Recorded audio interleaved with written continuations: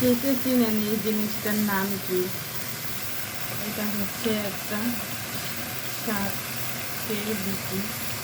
কী শাক কে কে বলতে পারবেন? পাশ থেকে দেখাচ্ছি। আমরা এই বীজগুলো খাই, কাঁচা থাকতেও খাই, পেকে গেলেও খাই। চিংড়ি মাছ দিয়ে ভাজি করলে খুবই ভালো লাগে, সাথে দিয়ে একটা আলু দিয়ে দিলেন। কেউ চাইলে দিতে পারে, কেউ না চাইলে নেই, কিন্তু এটা খেতে খুবই ভালো লাগে। পাকাগুলো একটু খেলে মুখের ভিতরে কটকট শব্দ হয়, আর কাঁচাগুলো খুবই ভালো লাগে, বেশি ভালো লাগে। লালগুলো পেকে গেলে ভাত না খাইলে মনে হয় শুধু একদম লাল শাক দিয়ে ভাত খাচ্ছি। এটা হচ্ছে পুঁই শাকের বিচি। কেউ শুটকি দিয়ে পছন্দ করে, কেউ চিংড়ি মাছ দিয়ে। আমরা চিংড়ি মাছ দিয়ে খেয়ে থাকি, শুটকি দিয়েও খাওয়া যায়, যে যেরকম খায়।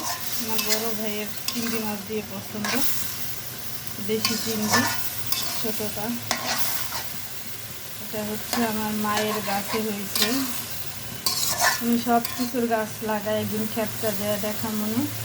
ওনার পুঁই শাকের ক্ষেত আছে, লাউ শাক, জালি কুমড়া শাক, সব কিছুর ক্ষেতই আছে ওনার।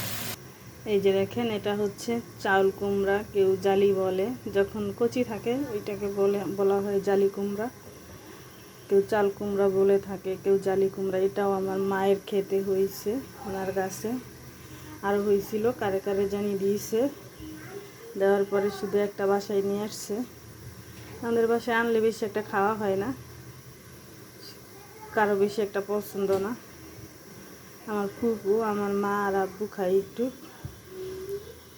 এছাড়া বেশি একটা কেউ খাইতে চায় না। এটা হচ্ছে পাকাটা, পেকে গেছে, যে চুন পড়ছে উপর থেকে, যে চুনগুলো পড়ে গেছে। এটার বীজ রাখা হবে।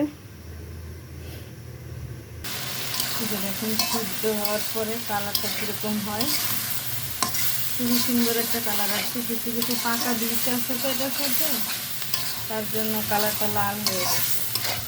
আমি কিন্তু হলুদ দিইনি, এখন কিছুই দিইনি, শুধু চিংড়ি মাছ, পেঁয়াজ দিচ্ছি, পেঁয়াজ বাটা, আর কিছু দিইনি।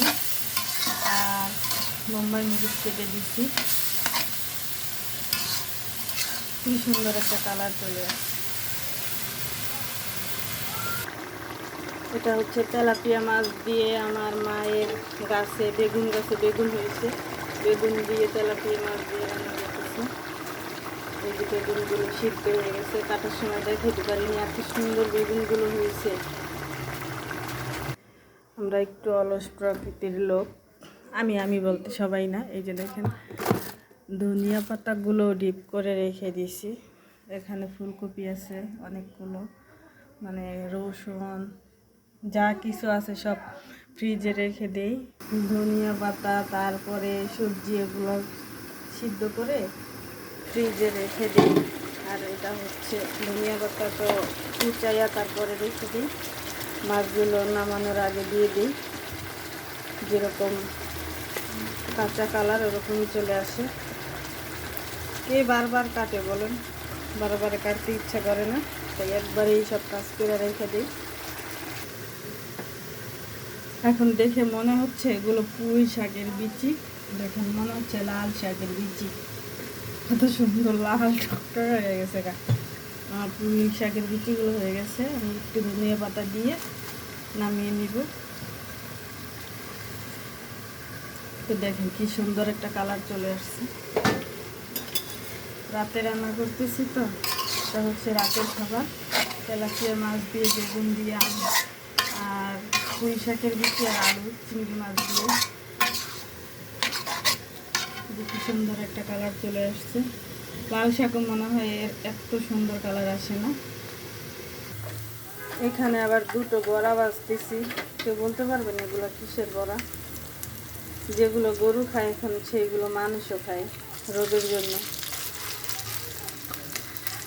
এটা হচ্ছে পেঁয়াজ, তারপরে চালের গুঁড়া, আর গরু যেই ঘাস খায় ওই ঘাসগুলো বাইটা তারপরে এগুলোর সাথে আরও মশলার সাথে মিশানো হয়েছে। এটা একটা ওষুধ হিসাবে খায়। আর এই হচ্ছে আমার পুঁই শাকের বিচি। অবশেষে রান্না শেষ। অবশেষে আমার পুঁই শাকের বীজগুলো রান্না করা শেষ।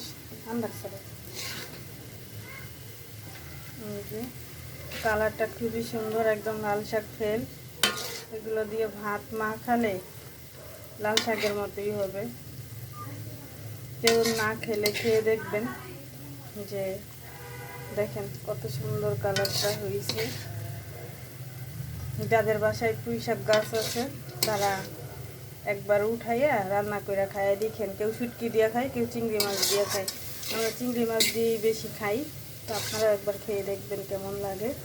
তো সবাই ভালো থাকবেন, সুস্থ থাকবেন। আল্লাহ হাফেজ।